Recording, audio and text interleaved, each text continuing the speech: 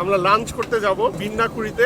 ওইখানে হাঁসের মাংসর জন্য খুবই ফেমাস, এবং এখানে আসার পর থেকে ভাই বলতেছে যে হাঁসের মাংসটা আপনাদের মিস করা যাবে না, কারণ সৈয়দপুরে যারা আসে তারা নাকি অনেক দূরে দূরে যে মানে এই হাঁসের মাংসটা খায় আর কি। সো আমরা মিস করতে পারবো না এটা। সকাল সকাল ঘুম থেকে উঠে আমরা বের হয়ে পড়েছি। আমাদের সকাল মানে এখন 12:30 বাজে, আর স্যাম আমার সাথে আছে। হাঁসের মাংস খেয়ে হয়তো চিনি মসজিদে যাব। হ্যাঁ। তো আমরা খুব এক্সাইটেড হাঁসের মাংসটার জন্য, কারণ রাসেল তো এরকমটা বললো এই হাঁসের মাংসটা এখানে আসলে আসলে মিস করা যাবে না। এই জায়গাটায় মনসুর পাওয়া যায়। মনসুর দেখে ইফসা বলতেছে মনসুর খাবে, আর নাফিস ছুটে চলে গেছে মনসুর আনতে। ওই যে গরম বানাইছে, গরম মরা। কেবলই বানাইছে ফ্রেশ। মানে আমি খুব একটা পছন্দ করি না, আমারও ভালোই লাগছে। না, আমিও ওটা খাই না, বাট গুড। এই জায়গার নাম হচ্ছে বিন্নাকুড়ি বাজার, ধানহাটি, চিরির বন্দর, দিনাজপুর। ও, সৈয়দপুর থেকে আমরা দিনাজপুরের ভিতরে চলে আসছি আধা ঘন্টার অটো রাইডে। সো এইটা হচ্ছে সেই হোটেলটা, যেই হোটেলের হাঁস অনেক ফেমাস, হোটেল সুবর্ণা। এবং এখানে খাওয়ার জন্য মানুষজন লাইন দিয়ে দাঁড়ায় দাঁড়ায় খায়। মানে আমরাও এখানে এসে দেখা গেল যে বসার জায়গা পাচ্ছি না, এরকম একটা অবস্থা। এটাই তো আদিটা, আগেরটা। এটাই অরিজিনালটা, তাই না? এটাই ভাই অরিজিনালটা। ওকে, এটা অরিজিনালটা, কিন্তু আগে একেবারে খুব ছিল। এটা এখন এসে দেখলাম ডেভেলপ করে ফেলছে একবার ছোট হচ্ছিল। হ্যাঁ, একেবারে কোনো সাইনবোর্ড টাইপের কিচ্ছু ছিল না। ধরে ধরে খুঁজে বের করতে হইতো। হাঁসের দিক দিয়ে বিখ্যাত। সকালবেলা যদি আসতেন আপনার 5টা-6টার দিকে, মানে এত বেশি হাঁস ক্রেতা আসে এখানে, অনেক দূর দূরান্ত থেকে আসে। এই যে এটা হাঁসের মাংস। উনি যেটা বললো যে ওনার সারাদিনে 3 থেকে 3.5 মণ মাংস রান্না হয় এবং সারাদিন চলতে থাকে। এই যে আরেকটা রেডি এটা হাঁস রেডি হচ্ছে। এবং শুধু হাঁসের মাংস 3.5 মণ, মানে শুধু হাঁসের মাংসই 3.5 মণ রান্না হয় প্রতিদিন। ওরে কালার, পুরো কালো কালার হয়ে গেছে। আর এখানে দেখো অনেক মরিচ, দেখছো? মরিচ এবং আদা হচ্ছে এরকম পিষে দিচ্ছে মনে হচ্ছে দেখো আদাগুলো ওই যে ইয়ে হয়ে আছে।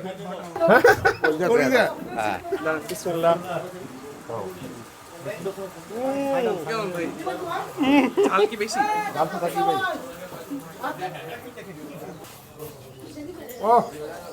এটা হচ্ছে 180 টাকা।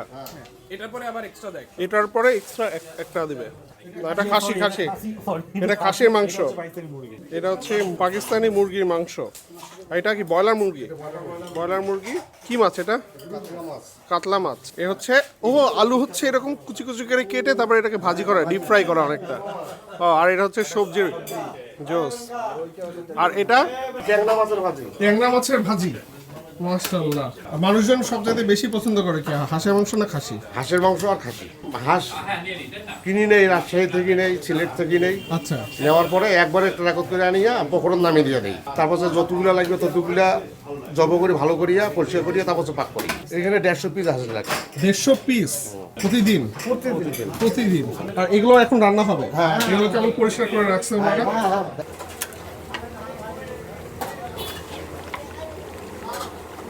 কি মশলা কাকা এটা? গরম মশলা সব মিশাল করিয়া ও আচ্ছা। ডেলি দিন 1000 টাকার মশলা লাগে। এটা কতক্ষণ ধরে রান্না হয় এটা? 1 ঘন্টায় হবে না। 1 ঘন্টায় হবে না। মানে লাঠি দেওয়ার সিস্টেম, ওইদিকে লাঠি দিয়ে দিছে, ওই লাঠিটা আস্তে আস্তে ফুটতে ঢুকে আসবে, আর এদিক দিয়ে রান্না হবে।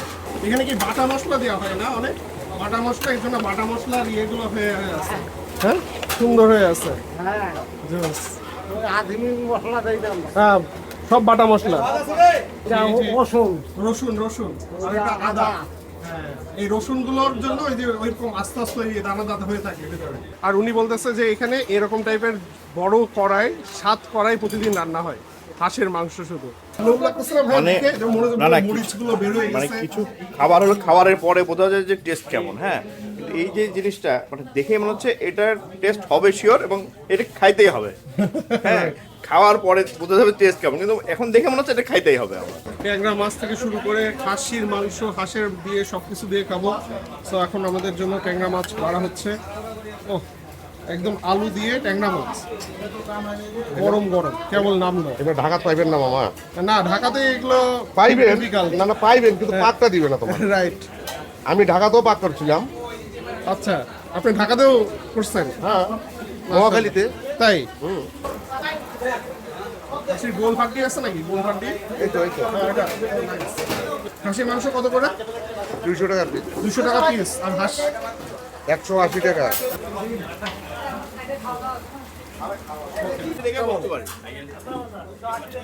আমার একটা ভাতের হোটেল ইচ্ছা করতেছে, সব কিছু বাদ দিয়ে আমি শুধু দেখবো, খেতে খাবো না, ওখানে বসে থাকবো ক্যাশের পাশে, আমি খাবারগুলো দেখবো। মাসালে এত স্বাদ। এই সবজিটা যদি হয় আর কোনো তরকারি লাগবে না। কি সবজিটা? কি হয় আপনারা খায় নেন, কপি আলু খায় এই দেখেন, সবজি খেলে আর কোনো কিছু খাওয়া লাগবে না। খায় দেখেন না আপনার ওকে। না, আপনার বাড়িতে হইবে না তো। ওকে ওকে। মাথা খারাপ। মানে এতই মজা এক বাটিতে খেয়ে শেষ হবে না। লাভ কম নেই কিন্তু বিক্রি করি বেশি, এই জন্য গ্রামে খুব লোক খায়। না হ্যাঁ, বাজারের মধ্যে তো অনেক লোক, সারাদিন আমরা একসাথে বাজারের লোক খায় না, একটা লোক এই বাজারের নাই। চিলিবন্ধ, পার্বতীপুর, দিনাজপুর, দূর থেকে সব জায়গা থেকে আসে। হ্যাঁ, এই বাজারের লোক একটাও আসবে না, সব বাইরে থেকে লোকজন এসে, সমান বাইরে থাকে। হ্যাঁ, আমরা এসেও সিরিয়াল পাচ্ছি না। পাইবেন কেউ? আমি তো তরকারি আর ভালোভাবে খিলাই পাই, লাভে নিজে পড়ে। না মাশাআল্লাহ মাশাআল্লাহ ভাই, একদম একদম বাসার খাওয়ার মতো। আমি মালিক, টেস্টটা, সবজিটা আমি মালিককে বলতে পারবো অত তো মেয়েছি আর আমি মালিক গুটি, আমি এটা মনে করি না। কখন যে আল্লাহ কখন কি করে দেবে, উড়ি নিয়ে দেবে এটা। মাছ দিয়ে শুরু করি, তারপরে মাংসে যাব। গরম ভাত, খুবই মজার হাঁস। মাছ নিয়ে বিসমিল্লাহ।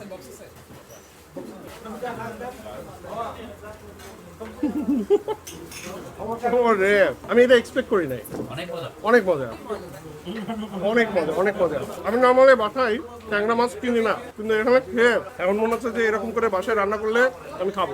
মাছটা খুবই মজা, মনে হচ্ছে নদীর একদম ফ্রেশ, আর খড়ি চুলা রান্না করছে মনে হয়।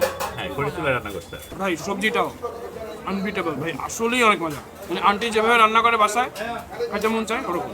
সবজিটা এবার একটু ট্রাই করে দেখি। বিসমিল্লাহ। বড় ঔষধ খাবার টাকা থাকে না, ট্যাবলেট কিনে খায়।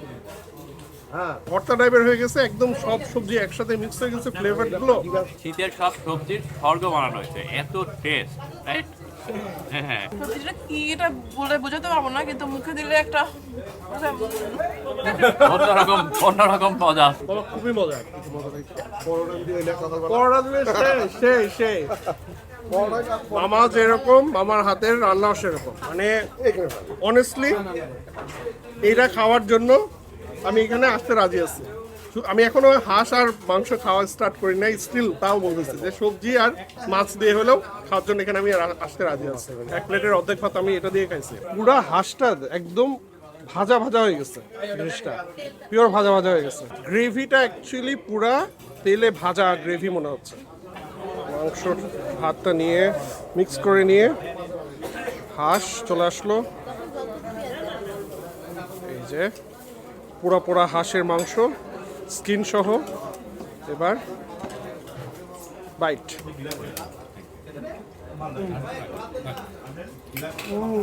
ম্যান, মজা, খুবই মজা। This is so good.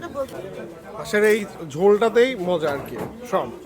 হাঁসটা দিয়ে খাইতে আমার কাছে ক্যান্ডিডেট মনে হচ্ছে যে এটার নাম যদি হাঁসের কালো ভুনাও দিত, তাহলে নামের মানে যথার্থ ইউজ হতো আর কি, কাইন্ড অফ। কারণ হাঁসটা আসলেই মানে ওরকম কালো ভুনার মতো ভাজা ভাজা টাইপের হয়ে গেছে জিনিসটা, একদম মজে গেছে। আর তেল কঠিন। আমি কি বলছিলাম, খাবার মানে খাবার দেখেই বলছিলাম এটা কেমন টেস্ট হবে। হ্যাঁ, এখন টেস্ট তো সবাই বলতেছে কেমন হয়েছে, ভাইয়া, আমি অসাধারণ। ঢাকায় নিয়ে যাবো, আপনার বাসার ফ্রিজে রেখে দিয়ে আমি দাওয়াতে নিয়ে যাবো। মানে এখানে কিন্তু দূর থেকে আমরা যখন হাঁসটা দেখতেছিলাম তখন দেখে মনে হচ্ছিল না অনেক ঝাল হবে এরকম একটা ব্যাপার, কিন্তু এটা আসলে খুব একটা বেশি ঝাল না, পারফেক্টলি ব্যালেন্সড ঝাল। সল্টি একটা ভাব আছে, but not too much salty. ভাত দিয়ে মিক্স করে খেলে মার্ভেলাস। আসলে জিনিসটা কালাভুনার মতো না, হাঁসের কালাভুনাটা কালাভুনার মতো, এবং অনেক হাঁস একবারে রান্না করা হয়, জাল চলতে থাকে, একটু কালচেও হয়, টেস্টটাও বাড়তে থাকে জন্য। কিসের 300 ফিট, কিসের ওয়েস্টিন ভাই? না, কিসের 300 ফিট? এখানে আসলে 300 ফিটের খাওয়ার সময় ভুলে যাবে, এটা ফর শিওর। পুরো একমত। 300 ফিট ওয়েস্টিন 100% flop হয়ে মানে যাবে। তুমি 300 ফিট বলো, ওয়েস্টিন বলো, সব ফ্লপ।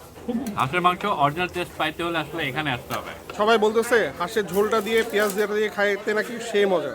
So আমি হাঁসের ঝোলটা নিয়ে নিলাম, পেঁয়াজের এই মিক্সটা, পেঁয়াজ দিয়ে ঝাল দিয়ে। Okay, thank you. So mix হাঁসের মাংস চলে আসলো এর ভিতরে, এই যে বাইট।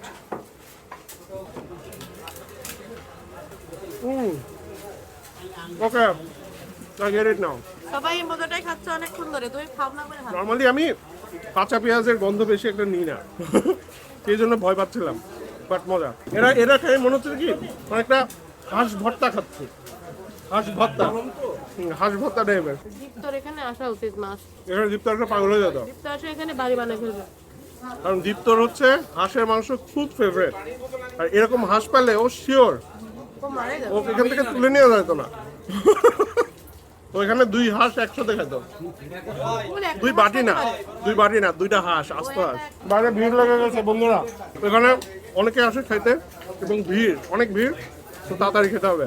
এখন আমরা এই খাসির মাংসটা খাবো। তারপরে খাসির মাংস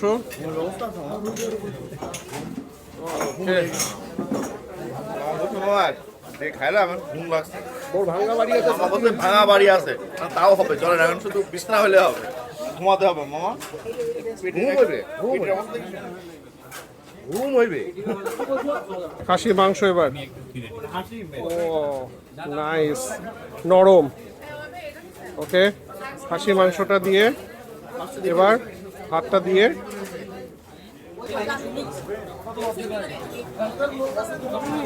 ব্রো, খাসিটা খাও, একটু salty but it's so good. এখানে প্রত্যেকটা খাবার খাইতে গেলে একটা সল্টি ভাইব আসছে, আমাদের থেকে পরিমাণে বেশি সল্ট দেয় যেটা মনে হচ্ছে।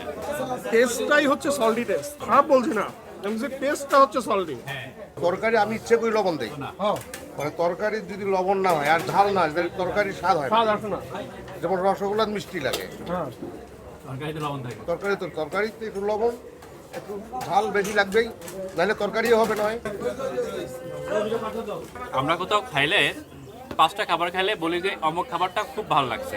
এখানে ব্যাপারটা যেটা হয়েছে, এক একটা খাবার খাচ্ছে আমার হচ্ছে লেভেল আপ হচ্ছে টেস্ট, মানে একটু বলতে পারবো না কোনটা সবচেয়ে ভালো লাগছে, কারণ এখানে মিক্স ভেজিটেবল, হাঁস এবং খাসি সব 3টাই ভালো লাগছে। সবগুলো মজা এবং দামও কম। দেখো হাঁসের দাম মাত্র 180 টাকা, আর ঢাকায় আমরা যেই 350 টাকা মিনিমাম পে করা লাগবে। 30 মিনিট আমাদের লাগছে সৈয়দপুর শহর থেকে আমাদের এখানে আসতে, বাট পড়তে, বাট এটা সৈয়দপুর শহরে পড়ে না, এটা হচ্ছে দিনাজপুরের ভিতরে পড়ে এই জায়গাটা।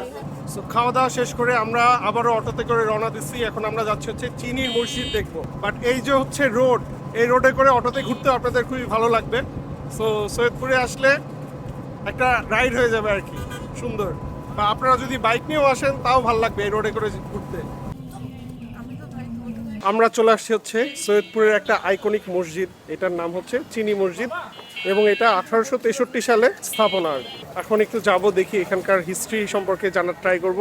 আমি হিস্ট্রি সম্পর্কে খুবই কাঁচা, সো ডোন্ট জাজ মি, বাট আউটলুকটা খুবই সুন্দর। মানে এরকম মসজিদ আমি আগে কখনো দেখি না। তুমি দেখছো এরকম টাইপের মসজিদ? কোথাও দেখিনি এবং নিখুঁত কারুকাজ। যতটুকু জানি যে এই মসজিদের নামকরণ করা হয়েছে চিনি মসজিদ। 1 নম্বর রিজন হচ্ছে এখানে চীনামাটির দিয়ে যখন মসজিদটা নির্মাণ করা হয় তখন চীনামাটির ইউজ হয়েছিল, আর দূর থেকে মসজিদটা যখন মানে আলো পরে চিকচিক করে, মানে চিনির মতো চিকচিক করে, যেটা আমি অনলাইনে সার্চ করে পাইছিলাম। বাট আসলে হিস্ট্রিটা এখানকার যে লোকাল তাদের কাছ থেকে জানার ট্রাই করব। মসজিদের সামনে মোড়ক নিলাম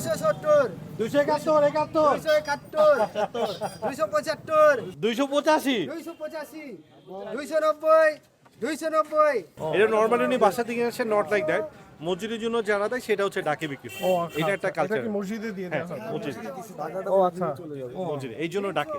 এটা বিক্রি করে যে টাকা সেটা মসজিদের দানের হ্যাঁ, জন্য হবে। এই জন্য যত উঠে। ও আচ্ছা আচ্ছা, 350 360 450 450 470, 480 490, 500 510, 550 560, এই 580 সিএসলি 700 750, 800 850, 900 950।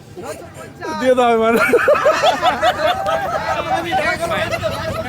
আমার মানে যখন আমরা নিলাম করি তখন আমাদের কি টার্গেট থাকে, আমাদের তো একটা সেট থাকে যে কত পর্যন্ত আমরা দিতে পারবো।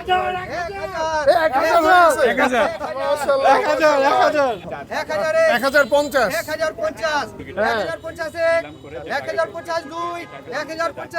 মাশাআল্লাহ, ইয়েস 1050 টাকা আমরা মোরগটা কিনে ফেললাম।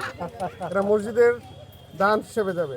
এটা আমরা কোনো থেকে যাই রান্না করে খেতে পারবো না? ভাই আমরা রান্না করে হ্যাঁ 1863 সালে চিনি মসজিদটা তৈরি হয়, আর রেলওয়ে কারখানাটা কিন্তু তৈরি হয় 1870 সালে। হ্যাঁ। তো টাইমলাইনটা কিন্তু আগে আসলো, কিন্তু টাইমলাইনের কথা যদি বলতেছে আরেকটা কথা আরেকটু বলি। এই মসজিদের পাশে এই সাইডে রয়েছে খ্রিস্টানদের একটা সমাধি স্থান, আচ্ছা। এপিটাফ বলে। এই এপিটাফে আবার একটা সমাধি আছে যেটা 1837 সালে একজন ব্রিটিশ নাগরিকের সমাধি আছে। আচ্ছা। তো এখানে দাঁড়ায় কিন্তু বুঝতে পারতেছি এইখানে অর্থাৎ এই অঞ্চলে কত আগে মানুষের বসবাস শুরু হয়। এটা আর কি কথিত কাহিনী। এখানে দুজন মুসল্লি ছিলেন, ধর্মপ্রাণ মুসল্লি, ওনারা এখান থেকে বেশ দূরবর্তী জায়গায় নামাজ পড়তে যেতেন। আচ্ছা। প্রতিবেলায় তো এটা টাফ কাজ, তো ওনারা চিন্তা করলেন যে আমাদের বাসার কাছেই একটা মসজিদ বানানো যায়। এই চিন্তা করে এইখানে ওনারা সন দিয়ে একটা মসজিদ বানায়। পরবর্তীতে এখানকার জনগণের সহযোগিতায় এবং ওনারা টাকা পয়সা অনুদান করে কলকাতা থেকে চীনামাটির টুকরা নিয়ে আসা হয়। চীনামাটির তৈরি যেই প্লেট আছে, কাপ আছে, এগুলো আসলে ভাঙা টুকরা বিক্রি করা হয় ওখানে। আচ্ছা। তো ওখান থেকে এখানে এনে ডিজাইনগুলো আমরা ভেতরে দেখতে ডিজাইনগুলো, পারবো। আচ্ছা। ঠিক আছে।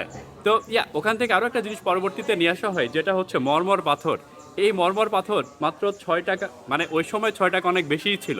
6 টাকা পিস পার পাথর পে করে এখানে এই মরমর পাথরটা নিয়ে আসা হয়। এটা মসজিদের এক অংশে স্থাপন করা হয়। আর বগুড়াতে একটা গ্লাস ফ্যাক্টরি আছে, ওই গ্লাস ফ্যাক্টরি থেকে বিভিন্ন ভাঙা গ্লাসের টুকরা দান করা হয়, আচ্ছা।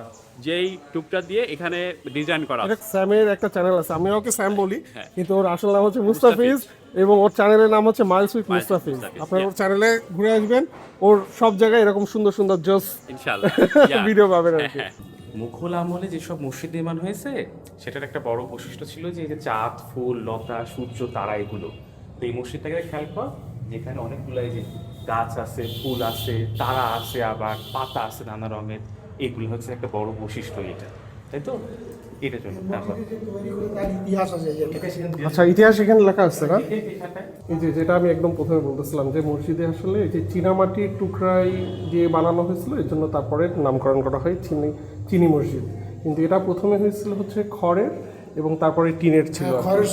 তো চীনা মসজিদ হোক নামকরণের আরেকটা কারণ আছে, সেটা হচ্ছে এই যে চীনামাটির তৈরি পেয়ালা এবং কাপের টুকরা টুকরা টুকরা বসানো হয়েছে, এবং এই যে বসানো যে ধরনটা, এটাকে বলা হয় চিনি পদ্ধতি। চিনি যে দানা দানা থাকে, এবং দানার মতো তখন তো মেশিন ছিল না, হাতে দানা দানা দানা দানা করে এক এক করে একটার পর একটা বসানো হয়েছে।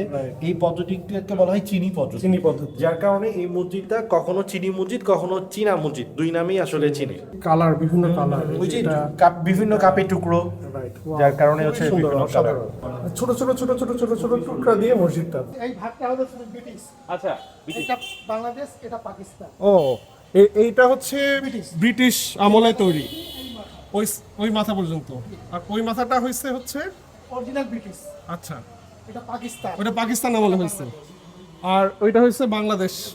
ও আচ্ছা, কালারটা ব্রিটিশের কালারটা বাংলাদেশ। হ্যাঁ, এক একটার কালার এক এক রকম। Right right. আর এই জায়গাটাতে উঠে সেই সময় আজান দিত। মাশাআল্লাহ। মাইক ছিল না, জায়গাটা খুবই ন্যারো, একসাথে একজনের বেশি উঠতে পারবে না, কিন্তু খুবই চমৎকার। এবং এখানে আমি যে কথা বলছি, এখানে ইকো হচ্ছে।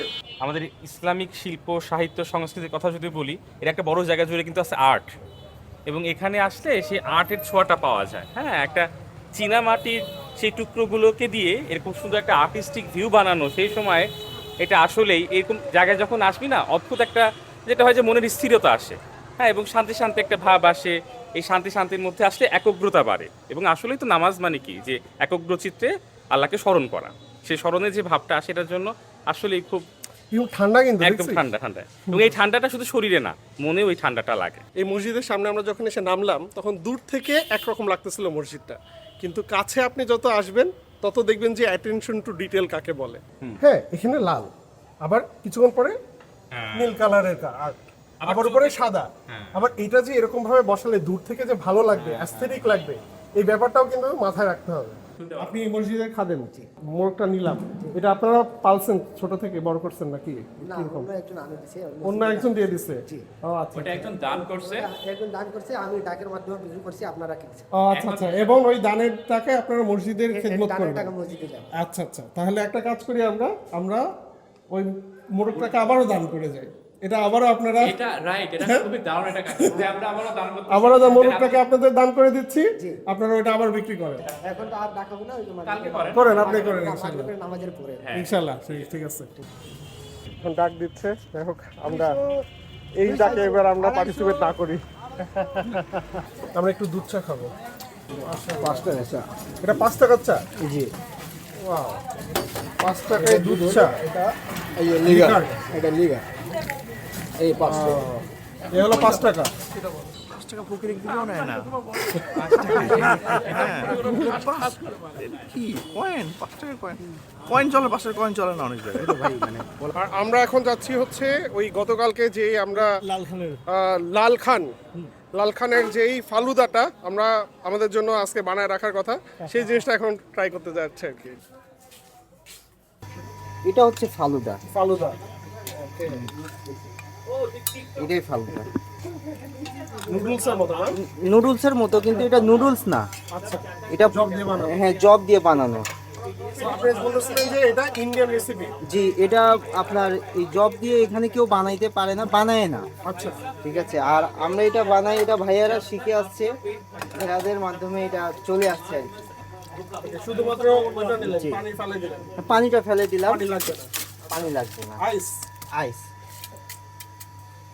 এটা শীতের কারণে একটু কম করে দিলাম আইস। সমস্যা নেই, আপনি যেভাবে দেন ওভাবে দেন ভাই। আইস চলে আসলো। এটা হচ্ছে আমাদের মালাই। মালাই? জি, দুধের দুধের সর দিয়ে বানানো। এটা হচ্ছে মালাই। এটা সর দিয়ে complete। মালাই খালি। সেই ডান ডান। আরে জোস তো। সর খালি। সর। এটার দাম কত? এটা 60 টাকা বাটি। 60 টাকা বাটি। জি, মাত্র 60 টাকা। ভালো করে মিক্স করে নিতে হবে। ওকে।